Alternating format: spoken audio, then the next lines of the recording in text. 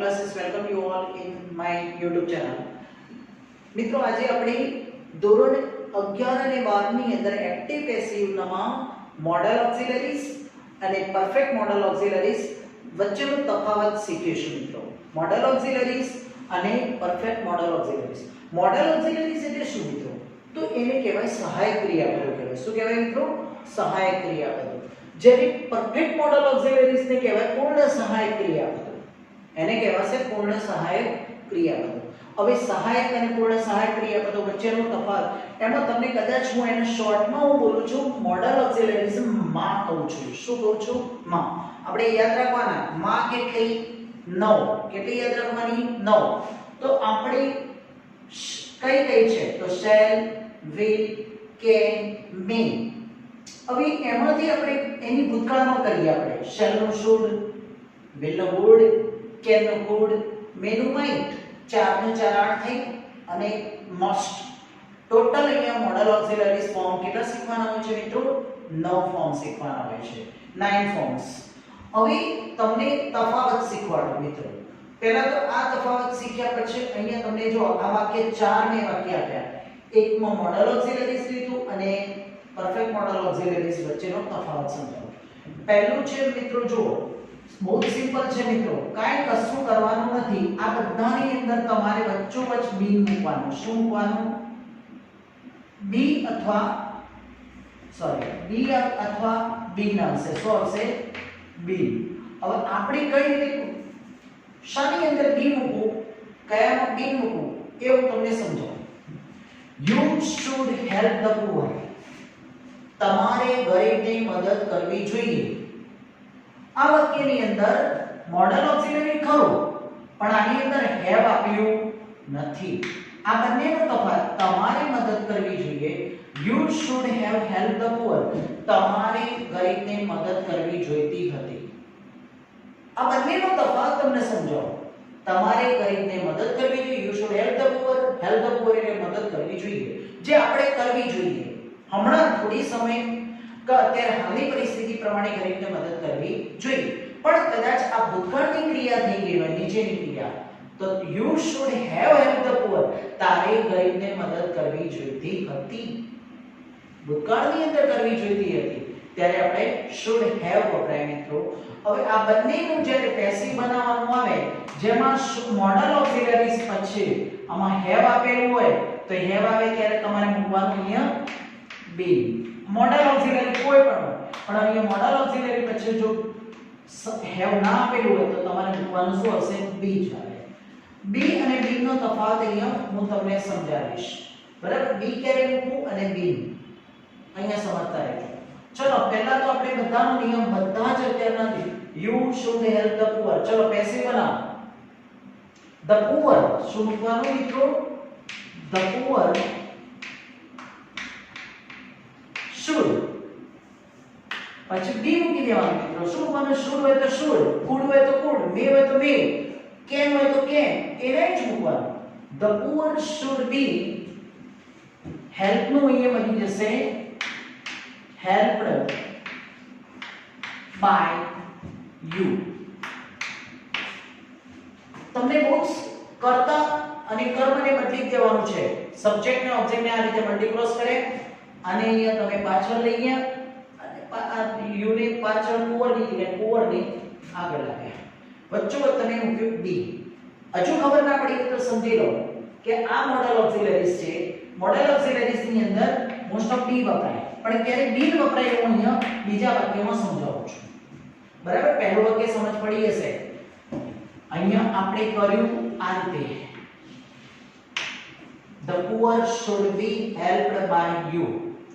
બીજું અહીંયા જુઓ, you should have helped the poor. You should have helped the poor. તારે ગરીબને મદદ કરવી જોઈતી હતી. તો આ વાક્યને બનાવો. The poor should have. should પછી have આપેલું છે એટલે તમારે અહીંયા યાદ રાખવાનું બી મૂકી દેવાનું. શું મૂકવાનું મિત્રો? બી. અને ક્રિયાપદનું અહીંયા ત્રીજું રૂપ જ આપેલું હોય, helped by you. આ પ્રમાણે જ આવે. ખાલી મૂક્યું તમે બી. કાઈ કશું કરવાનું નથી તમારે. આમાં the poor should have been helped by you. been શબ્દ મૂકી દેવાનો અને આમાં be યાદ રાખવાનું. they might win the match. તેઓ મેચ જીતે પણ ખરા. આ ભવિષ્યની વાત છે. કદાચ જીતે પણ ખરા. જ્યારે અહીંયા they might have won the match if they had played well. તેઓ જે આ બંને વચ્ચેનો તફાવત સમજો. they might win the match. આ might છે પણ અહીંયા be અહીંયા have આપ્યું નથી. આપણે બનાવીએ. ચલો સબ્જેક્ટ they, might win એટલે વર્બ એટલે the match એટલે ઓબ્જેક્ટ. તો બનાવી દઈશું the match might be. શું મૂકવાનું? the match might be. win નું હંમેશા won. ત્રીજું રૂપ બનાવવું જ પડે, પેસિવ બનાવવું પડે. won by. દેનું કરીશું them. the match might be won by them. અપ્રમાણિક વાક્ય બને. પણ જો નીચેનું વાક્ય બનાવો. હવે માની લો એની અંદર તમને બે કાર્ડ આપેલા છે. જો might have won the match if they had played well. તો તમારે યાદ રાખવાનું કે આમાં મેક મોડલ ઓક્સિલરી વાળું રૂપ આપેલું હોય. મોડલ ઓક્સિલરી તો પહેલા મોડલ ઓક્સિલરી નું જ બનાવવાનું. પાછળના વાક્યનું પેસિવ બનાવવાનું નહીં. એક વાક્યમાં એક જ વાર પેસિવ બનાવવાનું. બે વાક્ય પેસિવ બનાવવાના જરૂર હોતી નથી. ચલો આપણે they might have won the match તો પેસિવ બનાવો. the match બરાબર ને મિત્રો? the match પછી might have જ રહેશે મિત્રો, કારણ કે મોડલ ઓક્સિલરી પછી have આપેલું હોય એનું have ની એસ થાય નહીં. have પછી won પહેલા been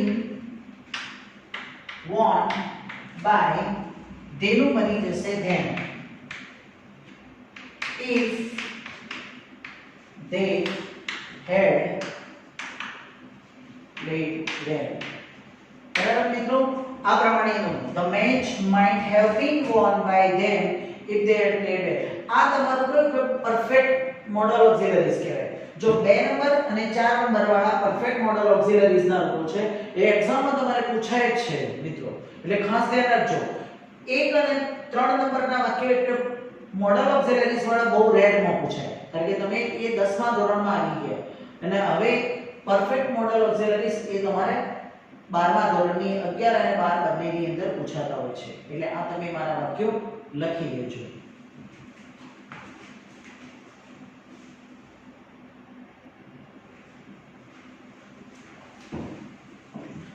ચાલો મિત્રો, આજે મોડલ ઓક્સિલરીઝ અને પરફેક્ટ મોડલ ઓક્સિલરીઝ ના આપણે પાછા વધારે એક્ઝામ્પલ આપણે જોઈએ તો તમને મોડલ ઓક્સિલરીઝ ને એમએ કહીશું અને પરફેક્ટ મોડલ ઓક્સિલરીઝ ને પીએમએ. એમએ અને પીએમએ નો તફાવત અહીંયા બહુ સરસ રીતે મેં સમજાવ્યું છે મિત્રો. સબ્જેક્ટ માં verb plus object plus ATC. Subject plus માં પ્લસ વર્બ પ્લસ ઓબ્જેક્ટ. આ એકદમ 10મા ધોરણમાં પૂછાય મિત્રો. એનો પેસિવ બનાવો તો સબ્જેક્ટ ની જગ્યાએ શું કરવાનું? ઓબ્જેક્ટ. ઓબ્જેક્ટ ની જગ્યાએ સબ્જેક્ટ.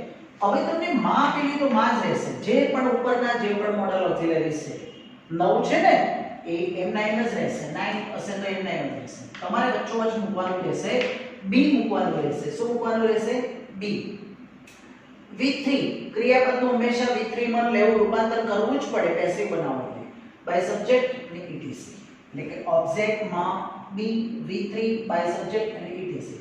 પણ પીએમએ ની અંદર એટલે પરફેક્ટ મોડલ ઓક્સિલરીઝ માં સબ્જેક્ટ માં હેવ પાસ્ટ પાર્ટિસિપલ ઓબ્જેક્ટ અને etc.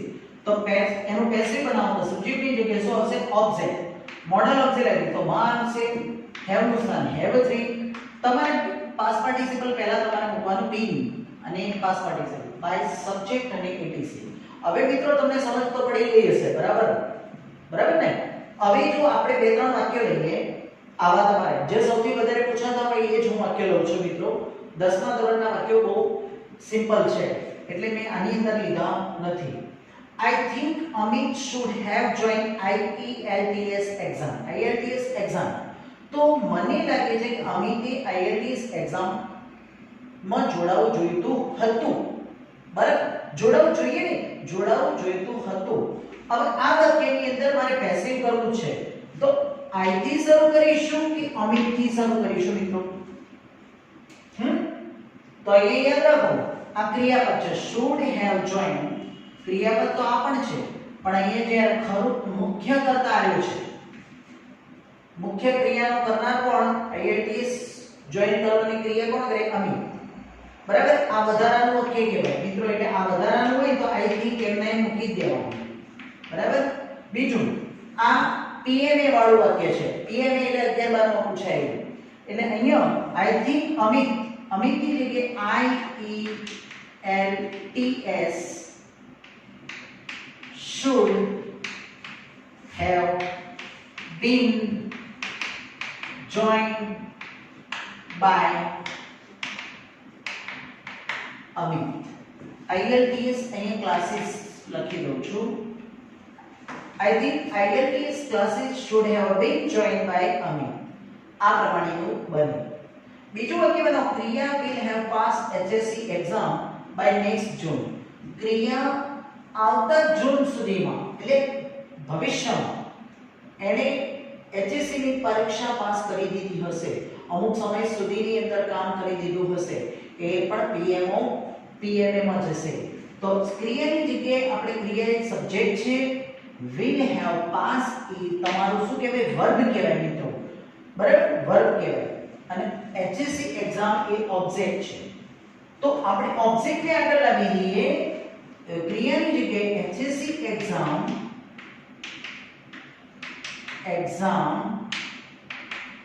will have been passed by Kriya